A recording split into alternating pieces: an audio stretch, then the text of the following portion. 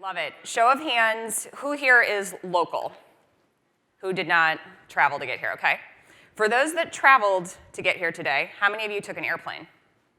Ah, that is why I am here today. So when it comes to sustainability, you cannot miss it in the news these days. I had the amazing opportunity to spend a week recently in Glasgow as part of COP26. And so sometimes we get questions about, well, what is an airline doing in the sustainability space? Why is Amelia DeLuca here today? Why is Delta Airlines here today? It's not who you necessarily think about when you think about sustainability. But I have the world's best job, and also, to be fair, the world's hardest job to a degree. Hard because we live and breathe off of jet fuel. And jet fuel is incredibly hard to decarbonize. But the cool thing is, you all traveled here by airplane today. And I bet you're traveling by airplane for Thanksgiving, potentially for the holidays. And when we think about air travel, we think about these beautiful moments in life, holidays, memories, going to school, innovation, going to conferences like this. And we also think about those sad moments where we have to be together for better or for worse at the end of life. And I think the pandemic has shown us when you don't have air travel, economies don't exist, life doesn't exist as we know it. But what makes that really cool is when it comes to sustainability, the world is rooting for us as an industry. And that's what I love about my job every single day. And just to put it into perspective, and we'll talk a little bit more about what does sustainability mean for an airline. A couple of years ago, we would say things like, don't worry about us. The airline industry, we're only 2.5% of global greenhouse gas emissions. Look over there.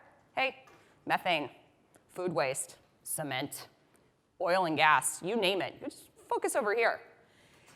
But we've come to the realization as the world has accelerated in its journey, and again, COP26 shown us, for better or for worse, no matter what you read in the media, there was progress made. I can tell you that.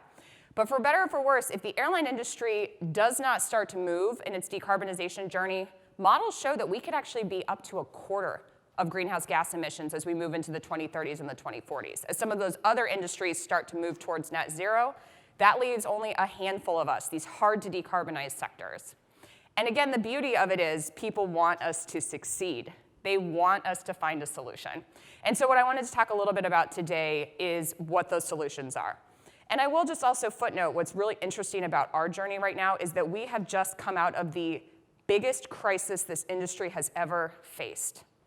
And this is the only thing I've ever done.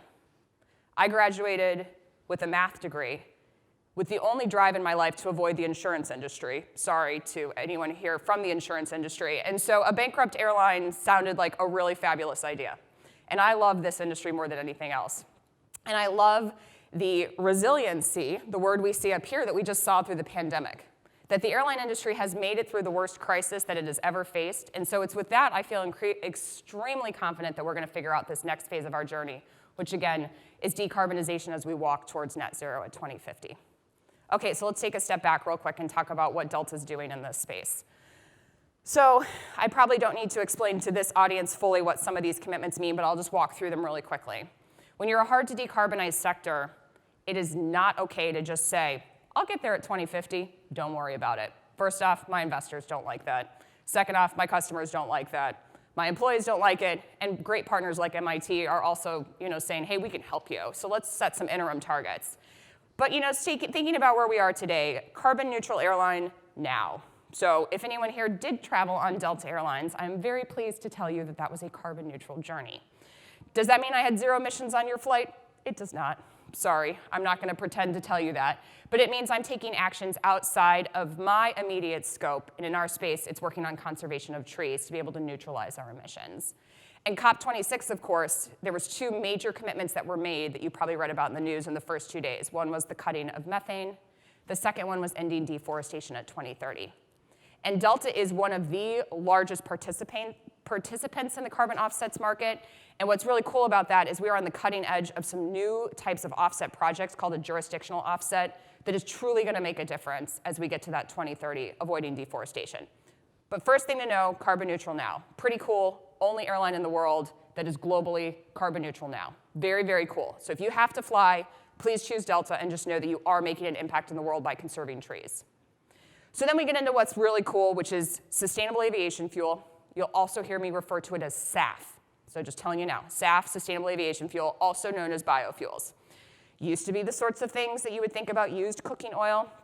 Now it's really accelerating. In a second, we'll talk about what that is. This is the single most important tool on our journey right now. It exists now. It will exist in 2050. There is no change in our infrastructure.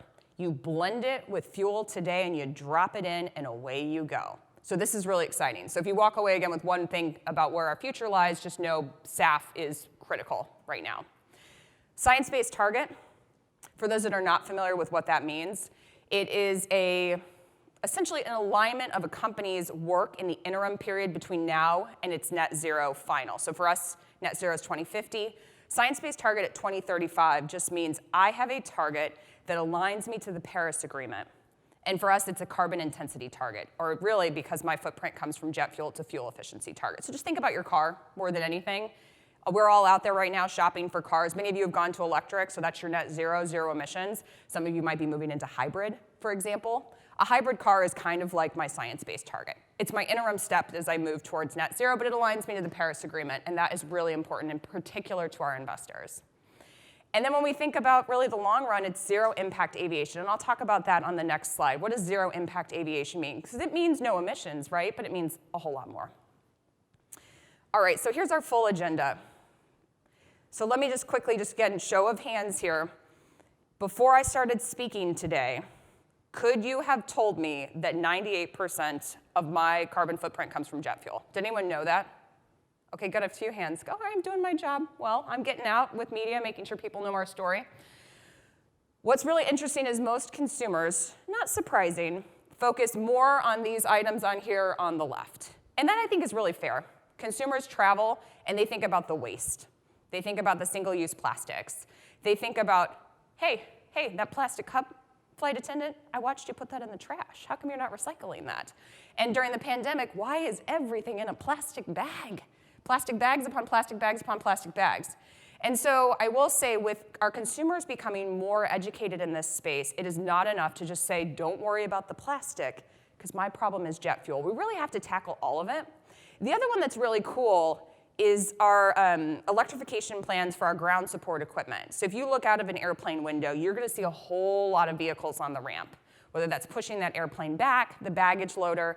And the cool thing is, as we all know, the automotive industry is incredibly advanced in its electrification plans. And so Delta, for example, is now committed to have 50% of our ground support equipment fleet electrified in 2025, which is really cool. So our whole point is we want to keep pace with the automotive industry for what we can control, those equipment that's on the ground. Renewable energy is a fascinating topic. And I'm sure most of you in here are familiar with renewable energy from your, again, think about your cars or your buildings, or, this is kind of the big overarching topic. What's really interesting is, one, there's always going to be competition in renewable energy. And so there's always going to be competition of who gets the charging infrastructure, who gets the renewable energy. What's really interesting is our airports today are not very well positioned for this. And so there's a whole effort going on right now saying, first off, every airport is essentially owned by someone else or has a different lease agreement. And the majority of airports today just don't even have enough electricity for what we do today, let alone to be electrifying that ground support equipment, let alone to be able to have just a full infrastructure for renewable energy. And so there's a lot of work done at the airport. And then, of course, noise pollution. I probably don't need to say too much about that, but that's, there's so many different ways that aviation impacts the environment. Noise pollution is one. That's been one that we've been hard at work on. So the good news I will say here, 98% of our footprint is due to jet fuel, but I'm also really pleased to say that we have seen a 50% fuel efficiency gain as an industry between 1990 and 2019. So that's a really good path and statistic. A 50% improvement means we're well on our way. But again, when you frame it out in this world that everyone else is saying net zero at 2030, zero emissions at 2030, feels like 50% isn't enough, especially when you frame it out under 2050. So what do we have to do? We have to clean up our jet fuel, and really, we can't do it alone, which is why we're here today with all of you, is to share our story and to say, and really a call to action, if you love air travel and you're interested in this space, we'd love to partner with you. We can't do it alone. We operate airplanes that we did not produce ourselves. We are using jet fuel or sustainable aviation fuel that we did not produce ourselves. There are solutions on the horizon that we will certainly be part of, but we will not be the catalyst for it. Hydrogen is a great example of that. The whole world is looking at hydrogen right now. Aviation is just a small part of it. The electrification of flying, very similarly, is a really interesting concept, but comes with a whole lot of challenges. And I got to do a speech recently with Stephen Barrett from MIT, and I love the way he framed it out. It's a flying Tesla, but you can't just pull over the car if something goes wrong. You're in the air. It needs to be safe. And safety is our #1 initiative as an industry, and it's what makes us who we are in a great way to travel, but it's also what makes it really hard to decarbonize. Because as these new solutions come on board, we have to make sure they're safe. Okay, I mentioned a few of these items. I want to just step back for a second and make sure that we cover what exactly they are, because I think the news can be a little misleading, and that's nothing against it, because I think we all gravitate towards the things that sound really cool. But there's a whole lot of work we got to get done before we are going to be flying electric aircraft. And I want to tell you a secret. Electric aircraft is going to be about this much of our solution at 2050, because it will probably only operate on very short haul, very niche. Potentially air travel looks different, right? Think about, many of you fly into New York. You probably, maybe, not me, maybe you've taken a helicopter into the city. You could see a world where electric aviation supports that very, very, very short haul. But then what about everything else? What about the long haul? What about the medium haul? So let's walk through the solution. So one, I mentioned carbon credits earlier, and I think it's just really important to know a couple facts about carbon credits in the airline industry. So one, Delta was the first and only airline to cap our emissions in 2012. So we've been really active in the carbon offset space since that time. So our emissions were capped at 2012 until 2020 when we became carbon neutral, meaning they've walked to zero. But the whole airline industry is governed by something what's called the CORSIA agreement. And essentially the way that it works, just very, very high level, is the Paris Agreement, as many of you know, is essentially governed at a country level. It's that country creating a plan to align to the Paris Agreement to limit global warming well below 2 degrees, closer to 1.5 degrees. That's really hard for us as an industry who's global, us in shipping, essentially, right? Who owns my emissions? Who owns, when I travel on a flight between Atlanta to Boston, where did my emissions go? Well, Atlanta, Boston's not a good one, those are the US. But right, I go to Atlanta to Frankfurt, who owns those emissions? Because really, I'm emitting over the ocean, I'm emitting over the UK, I'm emitting in Germany. And so the CORSIA agreement essentially going forward will cap all airline emissions at the 2019 levels going forward. So the airline industry is going to be really active in the offset space for a while. And I only just mentioned that just to know you're going to always hear airlines, nature-based solutions, because it's one of the tools we have available today, and it's a way we can make a difference. And it's a way that as an industry, we're not the odd man out in essentially not doing anything as the rest of the world moves to help really support, again, that 1.5 degree pathway that we know is so critical. Okay, so then let's go into the science of what's in our scope. First generation biofuels. They've been around for a while. You haven't heard about them until recently.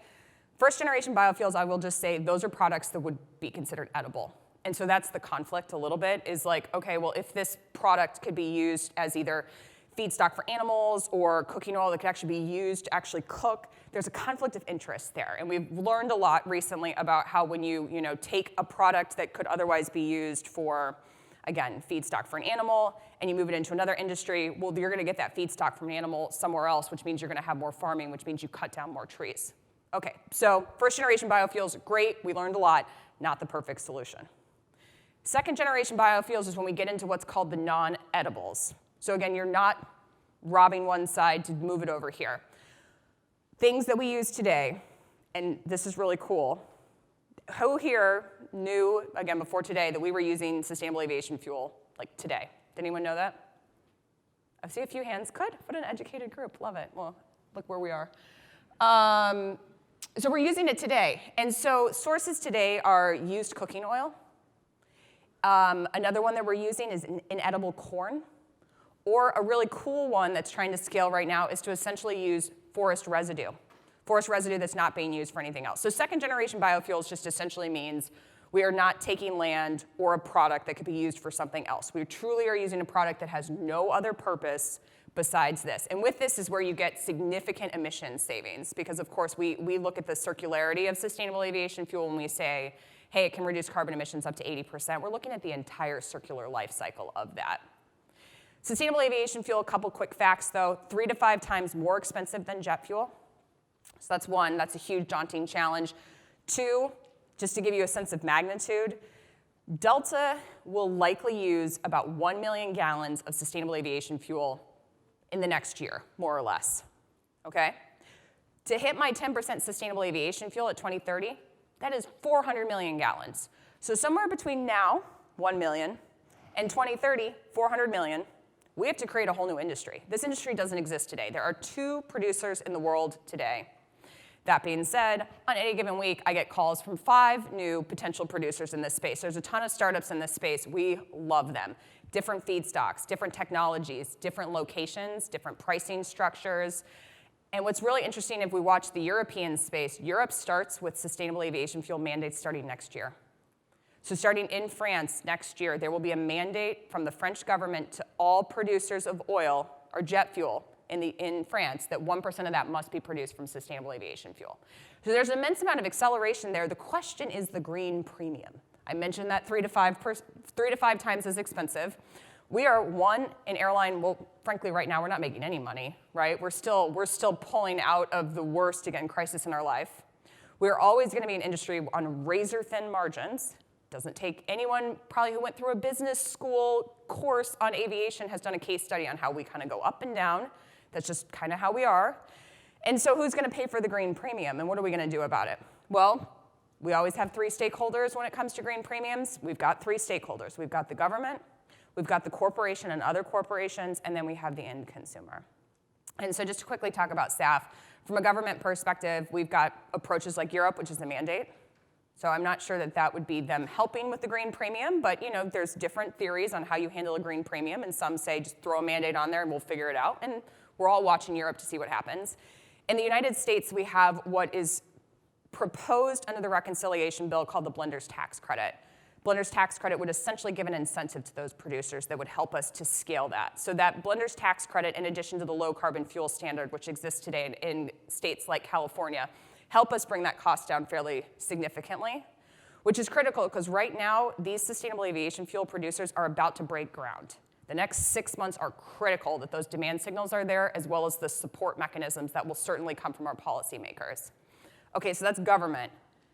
Then you've got corporations. So you've got corporations like Delta, right, who are saying, yes, I'm committed to 10%, and yes, I'm committed to next generation sustainable aviation fuels. But you also have a lot of corporations, and Delta has, I think we have something like 2,000 corporate contracts at this point, and that's just signed with corporations. We deal with thousands of small businesses. And the cool thing is all of those corporations are trying to solve their own greenhouse gas emissions footprints. And if you think about a corporation like a consulting firm, where do you think the majority of their emissions come from? It comes from their buildings, of course, which at this point we know a lot about buildings, and it comes from their travel footprint. And so what's really cool is those corporations show up to Delta and they say, hey, I want to support you because it benefits not only me, but it supports you. But it also helps our employees, right? Because you've got a consulting firm that's saying to travelers, especially coming out of the pandemic, I want you to get back on the road again. I don't think business can be done as well virtually as it can be done in person, and that's been proven out recently. And so these companies show up to us and say, what do you got for me? And we're like, oh, cool, we got SAF. You want to sign a joint SAF deal? So Delta's up to 18 sustainable aviation fuel deals in the last 6 months. And the only reason I call that out is that's our second mechanism to deal with the green premium. Make sure those demand signals are there. Make sure you've got groups that are willing to help us with that premium now, but are also making commitments in the future. And many of these companies, these consulting firms, they have net zero targets at 2030. And so that aligns really well with Delta's sustainable aviation fuel target at 2030, because that means we are both benefiting to being able to scale this solution. And then the third group is our end consumers. And that one is a little bit of a puzzle. Not in a bad way, we'll figure it out. We've watched other industries engage consumers and say, hey, do you want to pay a little bit more if this is made from recycled material? Or hey, do you want to offset the shipping on your Amazon purchase? And so there's lots of case studies out there for how the airline industry might engage consumers. It's just a matter of timing. Because frankly, right now is not the time to hit consumers up with this, because we've got statistics that say in the holiday period coming up for Delta, more of the Christmas, New Year's period, 50% of people that'll be on Delta planes will be first-time travelers since the pandemic started. First-time travelers since the pandemic started. So no, I'm not gonna hit you up and ask you to offset your flight or do you wanna pay for SAF? I'm gonna say, you need to have a mask on. And I want you to social distance. And there's a whole host of other problems you've read in the media recently. But we just wanna get people on those planes, get them to their destinations, and we'll worry about the sustainability factor in the future. But we know that consumers play an important role as we go. Couple more things to mention here. Hydrogen-based fuels are just a continuation of what we mentioned here, biofuels, except for that's where you bring in green hydrogen. An interesting statistic on that one I just wanted to mention, and I had to write it down because it's so important. So hydrogen-based fuels will certainly be part of the solution, but of course that relies upon green hydrogen. Green hydrogen relies upon renewable energy.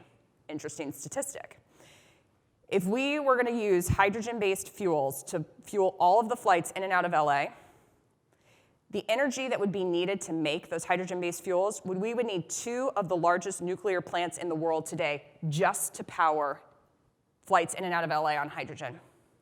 So you can see this is where the airline industry starts to intersect a whole lot with what's being developed in both renewable energy as well as green hydrogen. That being said, we are very confident that hydrogen-based fuels will have a part in our portfolio as we go. Clearly today, I've mentioned some of these first generation and second generation biofuels, they're not perfect. You're not removing emissions entirely. A hydrogen-based fuel could. A partner like Delta's at Airbus is actually working on hydrogen as a propulsion system. And that with that, at 2035, there's the potential that there would be a zero emissions aircraft that would be on the market. But there's so much that's unknown about hydrogen as a propulsion system and hydrogen as a fuel. Time will tell on that one. And then I've already addressed the small scale electric propulsion. Certainly that's one of the biggest things you see in the media today. Really interesting concept. We hope it works, but again, it's not going to be the single solution. There is no way a long-haul aircraft is ever going to be powered electric, in my opinion. But of course, I would love for someone to prove me wrong, which is great. And then the constraints, I think we've hit on most of these. There's a lot of different solutions, and we just need to be part of all of them, and I think that's what our mission has been for Delta. Again, I've hit on most of these. I just wanted to mention for a day, the thing we control today as an airline, of course, is our fleet. We've been on an aggressive fleet renewal plan throughout the pandemic. So leading up to the pandemic, on average, we saw a fuel efficiency improvement of about 1.5% per year. We've achieved 6% in 2020, and we'll likely achieve another 6% this year. So again, you see some really nice acceleration as some of those older aircraft have essentially been parked or retired as we've brought on, as we've stood back up and we're bringing on new aircraft. So fleet's a big part of it. The other one that's really exciting is operation. It's a smaller part of the solution. Some of the modeling suggests that the operational efficiencies can be anywhere between 3 to 10% of the solution at 2050. But that's what we control.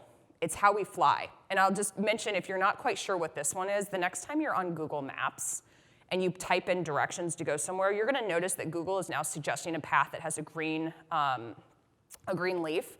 And essentially, I don't need to tell you, that just means you're flying. You're driving as straight as possible, right? You're not zigzagging all over the place. And it's a constant trade-off, right, between time versus, the green leaf. It's the same thing for an airline. We can fly, we control our own destiny. Yes, there's air traffic control, but there's things that we can do to be able to fly a little bit more efficiently, and we control that. I've talked about sustainable aviation fuel. Carbon offsetting research and development is why we're all here today. It's why we love partners like MIT, some of our other research institutions, some other coalitions right now. You've got 2 paths, and I don't think either one is right or wrong at this point. I think it's just important to acknowledge them. You can just throw a bunch of money at the solutions and just hope that something works. I think we've proven out time and time again that maybe is not the right solution, that just throwing money at startups is not necessarily going to get us where we need to be faster, that the airlines need to have a seat at the table. And that's where we love research and development, because that way we're sitting there, we're proving out and saying, okay, problem, answer, problem, answer. A recent example we've done with MIT is the plastic cup. There's not a great alternative to a plastic cup that actually works on an airplane that will take hot, cold liquids, that's easy for our flight attendants to use, and that is not essentially going to go into a landfill or even have to be recycled. We want to look for another solution. And so that's where we approach groups like MIT and say, what do you got? Not only which startups do you know, but what is the science behind this? What's the technology behind this? So research and development right now is critical to what we do.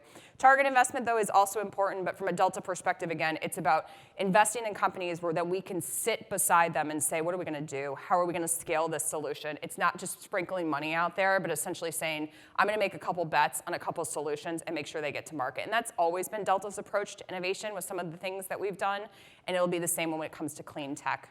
And then again, coalition building, it's so cool to think about how many different groups we work with on a day-to-day basis. And you've heard me kind of weave in and out the major oil and gas companies, Boeing and Airbus, research institutions. We work with consumer groups, our corporate customers. This is really a team sport, both within Delta as well as in our entire ecosystem, and that's what I love, love, love my job.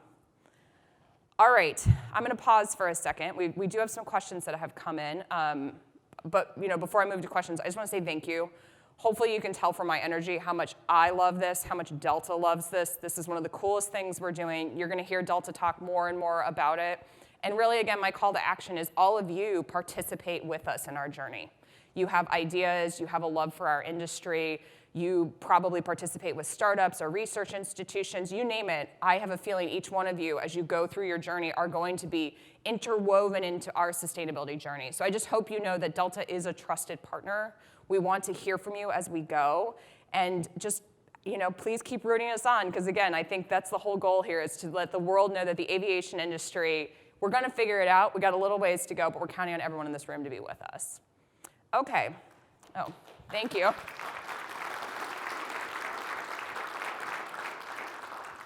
Great. Okay, I'm just orienting myself to the votes here. All right, so the very first question we got is, how efficient are sustainable aviation fuels compared with traditional fuels? I think I mentioned this a little bit earlier. So one, when you judge the efficiency of sustainable aviation fuel, you can't just look at combustion. And by that I mean you can't just look at what happens when I pump it into an airplane and then it combusts, because that is almost identical to jet fuel. The benefits of sustainable aviation fuel comes from the circularity of it, that I'm not extracting oil. That's the biggest gain that we get from it. And so with that, what you can actually find is sustainable aviation fuels can be up to 80% more efficient today. I will say the range of that blender's tax credit that I mentioned, so what the government is going to deem as sustainable aviation fuel today, has to be more than 50% more efficient. But we've already got groups like Delta, as well as some of our partners, signing up to say in 2030, half of our SAF that we use, we aim to have 85% or more of greenhouse gas reductions. And that just comes from, again, thinking about not only the feedstock that we're using, but as well as the technology that we're using. So they are definitely improving as we go, and like I said, at some point they'll get to 100%. Next one for me. Do I have to click? Okay.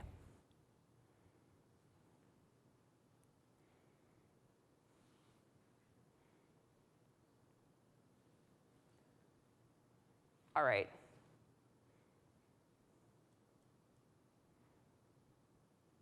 Oh, interesting question. Let me think about how I'm going to answer that. So despite great interest and support, there is some general criticism that corporate sustainability efforts are cost centers. Does Delta Sustainability have any P&L mandate, or is that not a focus? I really appreciate the question and the honesty that goes behind this, honestly. And I think it's important to have honest dialogues when it comes to climate, because there's not a perfect answer, and we need to hold each other accountable. So from a Delta perspective, a couple things. When we announced our carbon neutral commitment in February of 2020, we also announced $1 billion to go behind it. And so sure, you could call that, I suppose, a cost center, right? I have $1 billion to go use.